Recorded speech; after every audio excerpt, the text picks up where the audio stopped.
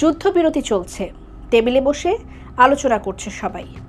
কিন্তু যদি সত্যিটা হয় যুদ্ধ থামেনি, শুধু পজ দেয়া হয়েছে।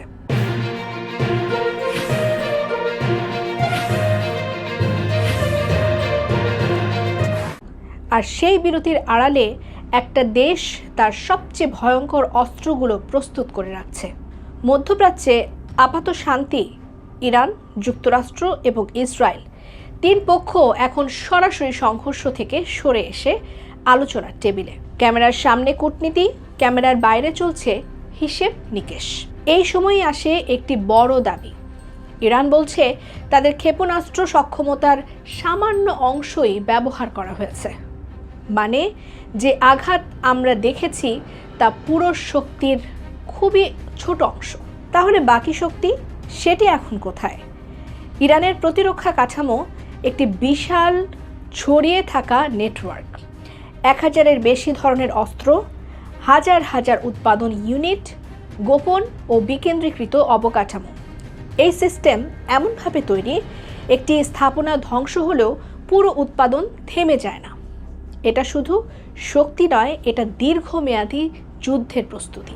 ইরানের প্রতিরক্ষা মুখপাত্র রেজা তালাইনিক বলেন, আমরা এখন পুরো শক্তি ব্যবহার করিনি, আমরা প্রস্তুত রক্ষণাত্মক এবং পাল্টা আঘাত দুই ক্ষেত্রেই। এই বক্তব্য আলোচনার টেবিলে বসেও একটি নীরব হুমকি। একদিকে শান্তি আলোচনা, কূটনৈতিক ভাষা, যুদ্ধবিরতির প্রতিশ্রুতি, অন্যদিকে অস্ত্র উৎপাদন অব্যাহত, ক্ষেপণাস্ত্র মজুদ বৃদ্ধি, সামরিক প্রস্তুতি তীব্রতর। এ যেন দুই ভিন্ন জগৎ একসাথে চলছে। ইরানের এই অবস্থান ব্যাখ্যা করা যায় চারভাবে। আলোচনা শক্তিশালী করা, আমাদের কাছে আরও শক্তি আছে, এই বার্তা দিয়ে দর কষাকষিতে সুবিধা নেয়া।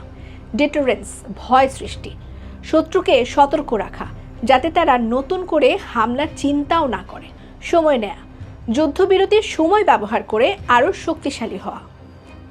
সম্ভাব্য পাল্টা আঘাতের প্রস্তুতি, যদি আলোচনা ভেঙে যায় তাহলে দ্রুত এবং বড় আঘাতের জন্য প্রস্তুত থাকা।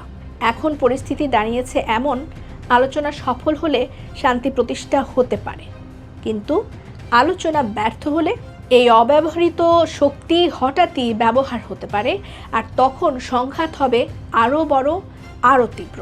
যুদ্ধবিরতি মানেই সবসময় শান্তি নয়, কখনো কখনো এটা শুধু ঝড়ের আগে বিরতি। ইরান কি সত্যিই শান্তির পথে, নাকি বড় কিছুর জন্য সময় নিচ্ছে?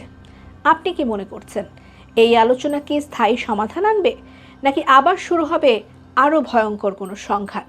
কমেন্টে জানান আপনার মতামত।